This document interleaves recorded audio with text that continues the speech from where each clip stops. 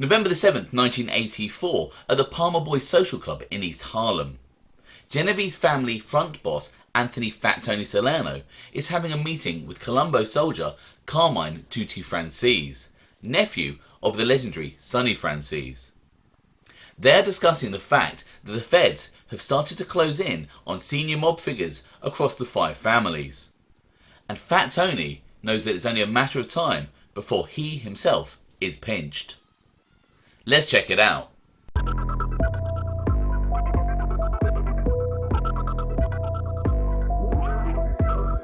Welcome to OC Shorts, bringing you detailed historical snapshots of the American Mafia and other organised crime.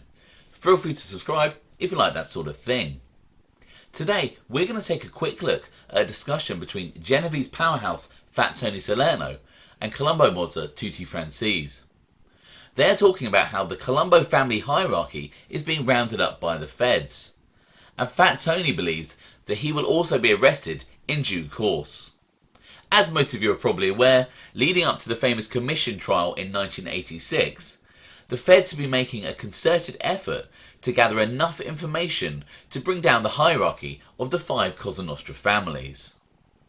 They had planted a bug in Lucchese mobster Sal Avellino's Jaguar that recorded conversations involving Lucchese family boss Anthony Tony Ducks Corallo.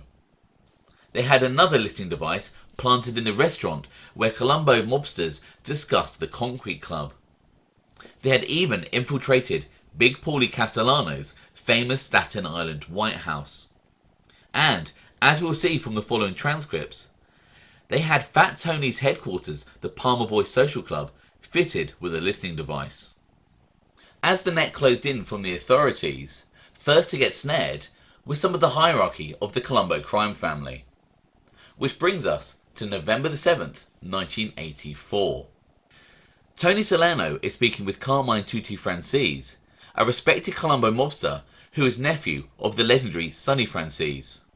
Franzese'S is filling Tony in about the state of arrests for the Colombo family. Born in 1932, Carmine Tutti Franzese'S was a well-liked Colombo soldier. Not only did he have the pedigree of being nephew of the legendary Sonny Franzese'S, but he was also respected on the street. He was 6'2" and 220 pounds and had a criminal career built around gambling and shylocking, as well as often being used as an enforcer. After a long mob career as an associate, it is believed that he was formally inducted into the Colombo crime family in the first wave of initiations after the books were opened in 1976. Interestingly, it is believed that it was Tutti Franzese'S who gave Bonanno mobster Joe Massino the heads up that his rival Sonny Red Indelicato and his guys were stocking up with weapons. A tip that eventually led to the famous 3 Capos murder in 1981. Anyway, Tutti Franzese'S was respected enough to be able to sit down on casual terms with Fat Tony. We join the conversation where Tutti is telling Tony about the arrests in the Colombo family. Salerno: lot of trouble out there. Lousy, huh? Franzese'S: bad. Salerno: did they catch Gerry yet? Franzese'S: yeah, they got him the first day. Salerno: they must have known where he was. Franzese'S: they got him first. Salerno: well, who's in the can now? Franzese'S: 2 guys made bail. The kid Beansy and Jackie. Everybody else is in. Salerno: Donnie and everybody's in? Franzese'S: no, they don't have Donnie. They don't have Junior. Salerno: oh, just them 2 guys? Franzese'S: yeah, they're going around to the clubs. They're putting their pictures up on the wall. They started already. Last week they started. Salerno: but Junior they want. Franzese'S: yeah. Salerno: he gave the screws, somebody, $10,000 to try to change him from one jail to another. Franzese'S: yeah, but that's only one charge, Tony. So, who is referenced in the conversation? Firstly, and probably most obviously, Gerry is Gerry Langella. Gerry Lang was the acting boss of the Colombo crime family. The official boss, Carmine Jr. Persico, was in hiding, which is referenced later. Next up, Tutti tells Salerno that the kid Beansy and Jackie were picked up, but were the only 2 who made bail. The Jackie referenced is John Jackie DeRoss. He would be convicted of racketeering. After his release, he would eventually rise to the position of underboss in the Colombo family. DeRoss is also famously known to be complicit in the 1999 murder of William Wild Bill Cutolo. DeRoss had planned Wild Bill's murder along with Carmine Persico's son and acting boss at the time, Alphonse Little Alley Boy Persico. The man who actually pulled the trigger on Wild Bill is believed to be Dino Calabro. Little Alley Boy Persico and John Jackie DeRoss would eventually be sentenced to life in prison for Wild Bill's murder in a trial in 2007. When Tutti Franzese'S references Beansy, he's talking about Frank Beansy Melly, originally known as Frank Guglielmelli. He was a career thief who worked with Anthony Gaspipe Casso at one point and his Bypass gang. Interestingly, it is believed that Frankie Melly was the Frankie that Agent Joe Pistone was quizzed by for hours when he was associated with Jilly Greca's crew whilst undercover as Donnie Brasco. Joe Pistone recalls, "Everybody was there, but nobody was saying much. Jilly took my elbow and said, 'Don, let's take a walk.' We went outside. He said, 'Look, Don, nothing but nothing, but Patsy and Frankie, they don't feel comfortable around you. They got a beef.' 'What's the problem?' 'They feel like they don't know you well enough. They don't want you involved in any more jobs until they know more about you.'"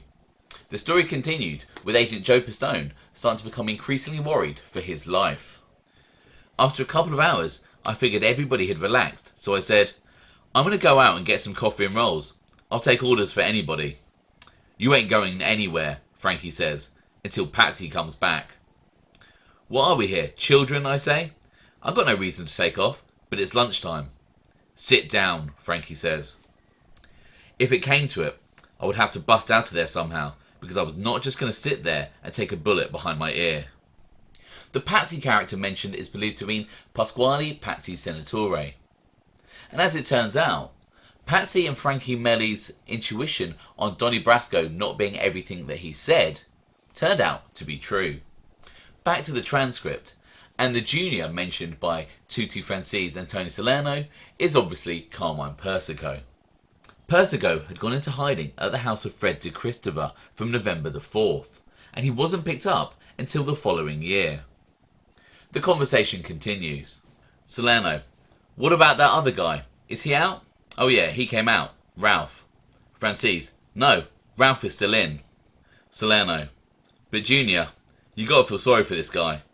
They're gonna try him with the RICO Act." Franzese: "There's no bail." Salerno: "And only a day before." He laughs. "Donnie." Franzese: "There's no bail for Donnie." Salerno: "I had a date with Donnie." Franzese: "I know, he told me."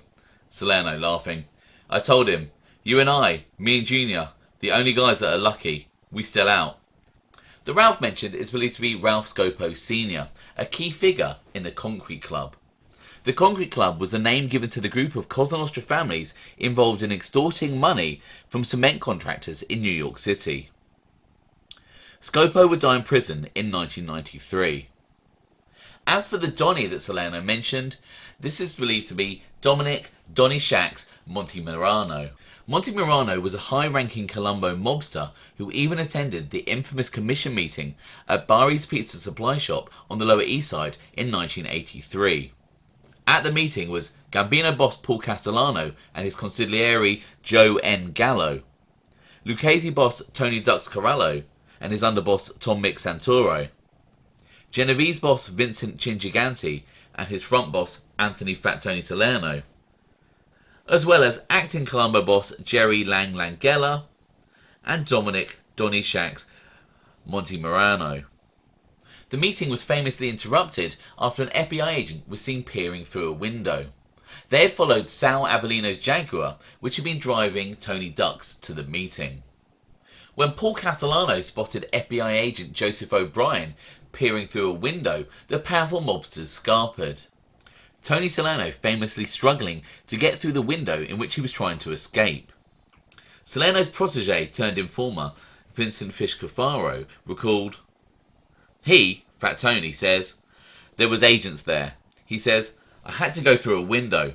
They had to push me through the window to get out. He couldn't fit. He was too fat. Anyway, after his 1984 arrest, which was spoken about by Tutti, Franzese'S and Fat Tony, Donnie Shackles was sentenced to 12 years for racketeering. Upon release, he relocated to Los Angeles and rubbed shoulders with the stars of Tinseltown, allegedly even having a relationship with Elizabeth Hurley. And he was also a pallbearer at his friend Sonny Bono's funeral. It's alleged that Donnie Shackles moved to California so he'd be close enough to visit longtime friend Carmine Persico, who was in Lompoc prison. Donnie Shackles was later sentenced for the 2001 assault of his 28-year-old girlfriend, Ponce de Leon. She had returned from a night out at 3 a.m, which had displeased the mobster who was in his 60s and had been babysitting her children. Prosecutors said he ripped off her clothes, beat her with a telephone, bit her on the thigh, and threatened to kick her skull in.